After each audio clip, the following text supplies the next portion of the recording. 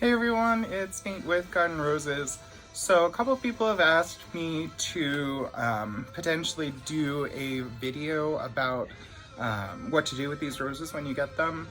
And I was going to put, like planting instructions on paper and stick it in with each box. I think I will try and do kind of like a postcard size thing with like a QR code to this video, and then also probably put planning directions up on our website. So if you don't have like a smartphone or whatever, you can just look at it there.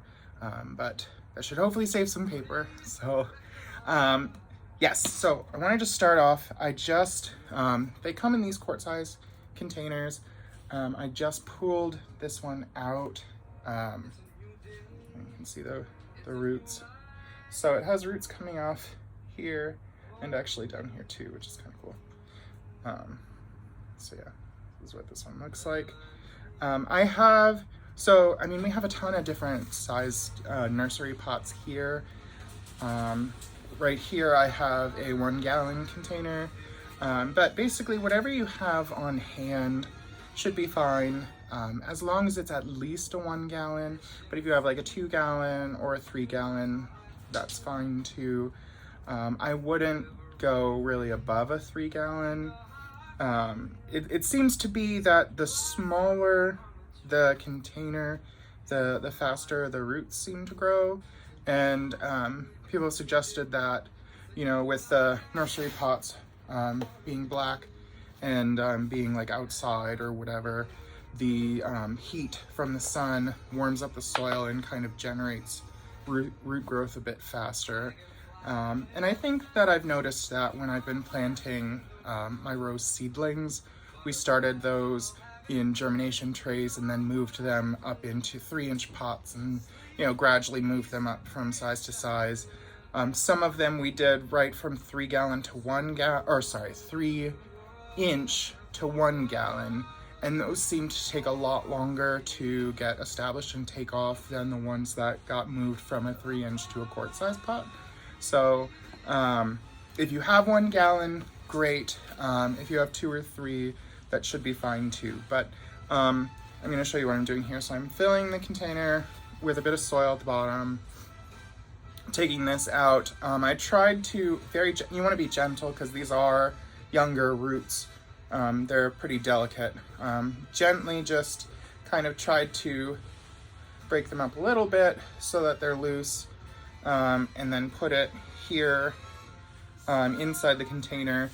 I like to leave a couple inches above the highest root, so that when you cover everything with soil, you have a couple inches of soil on the top, but then you still have a bit of room in the top of the pot for when you're watering and whatnot, so it's not like overflowing out of the pot. So if you take this, I'm almost done with the soil.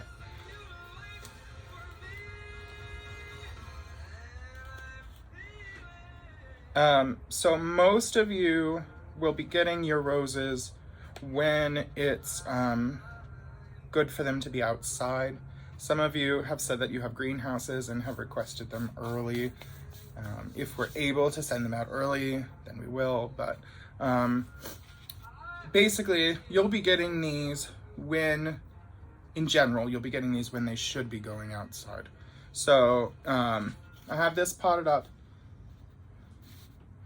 When you get those roots, down in the pot a bit deeper, it helps to give it some stability too. You don't want it too high up into the pot, but you also won't want it too far down, because if it's too far down, then the roots won't have much space to grow deeper. So, all right, so this is potted up now. What I would do, this is obviously going to stay in the greenhouse for another couple months because it's, it's still pretty cold where we are, but you'll want to keep this outside, keep it watered, kind of baby it, make sure it doesn't, get too dry or whatever. you want to keep it in this pot until it basically doubles in size, and then after that, then it should be good to go in the ground. If you're new to getting roses this small, that is definitely what I would recommend, is planting it in a pot, letting it grow a bit more before you put it in ground. Some people do put them straight from the quart-sized pots in ground.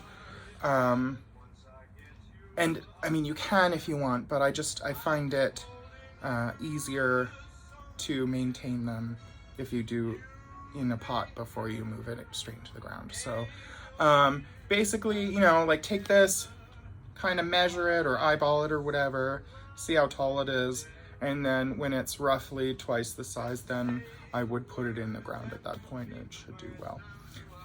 We at Garden Roses, so we are at the Seed Farm, which is a nonprofit farming business incubator.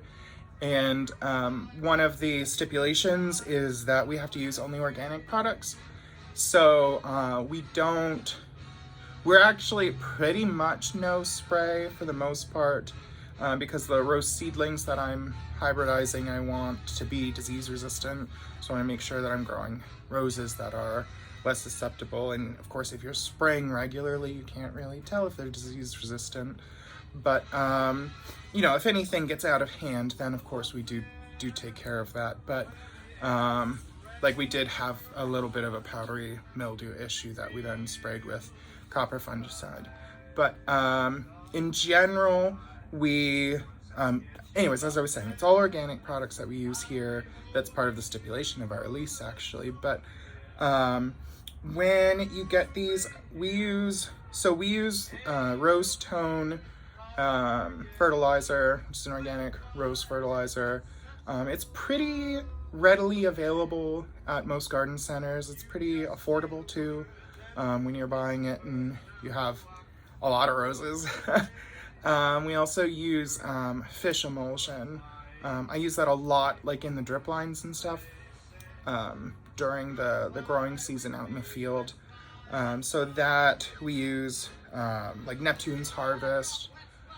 That's the one that we use the most, and that is pretty readily available at most garden centers as well. So we also use alfalfa pellets, and they are pretty inexpensive, and they seem to really help with like basal breaks and stuff like that, which is basically new shoots coming off of the base of the rose. So yes, before shipping them out, we have, you know, been fertilizing with the rose tone about once a month inside of the greenhouse. So when you get it, you know, you can fertilize it gently, you know, once a month with the rose tone, but you can do something like the fish emulsion pretty much as frequently as you'd like, but we do it maybe every other week. And that seems to help. So once you get it in ground, then, you know, you can pretty much just like focus on watering and regular fertilizing at that point during the growing season. I would not prune anything in the first year that you have the rose. The only exception would be if you have, you know, dieback or anything that, you know, doesn't look like it's doing well. I would cut that out. But in general, you don't really want to prune it back so that it can get more established. Yeah, and if you have any questions, feel free to reach out to us. We have 2 emails set up now. So if you have order questions, you can reach out to Tess, and her email is tess@gardenrosesllc.com. If you have like planting questions or anything like that, rose related questions, you can reach out to me, Nate@gardenrosesllc.com. So thanks for joining.